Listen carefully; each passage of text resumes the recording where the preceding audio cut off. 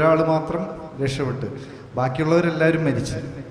ഒരാൾ മാത്രം രക്ഷപ്പെട്ടു. അയാൾ അതിൻ്റെ അകത്തുള്ള ഒരു ടോയ്ലറ്റിൽ തല മേളിലേക്ക് ഇടാവുന്ന ഒരു ചെറിയ ഹോളുണ്ടായിരുന്നു. അതിലേ മേളിലേക്ക് ഇട്ട് ഈ ബോട്ടിൻ്റെ അകത്ത് 14 ദിവസം കിടന്നു. പക്ഷേ പുള്ളി പറഞ്ഞ കാര്യം, അത് കഴിഞ്ഞ് രക്ഷപ്പെട്ട ശേഷം പുള്ളി പറഞ്ഞ കാര്യമായിരുന്നു, ഈ സങ്കീർത്തനങ്ങൾ മുഴുവൻ പുള്ളിക്ക് ബൈഹാർട്ടായിരുന്നു. അപ്പോൾ ഈ സങ്കീർത്തനങ്ങൾ ഇങ്ങനെ പാടിയാണ് ഈ 14 ദിവസം ഇതിൻ്റെ ഉള്ളിൽ കിടന്നത്. ഫുൾ ടൈം ഈ സങ്കീർത്തനങ്ങൾ ഇങ്ങനെ പാടിക്കൊണ്ട് കിടന്നു.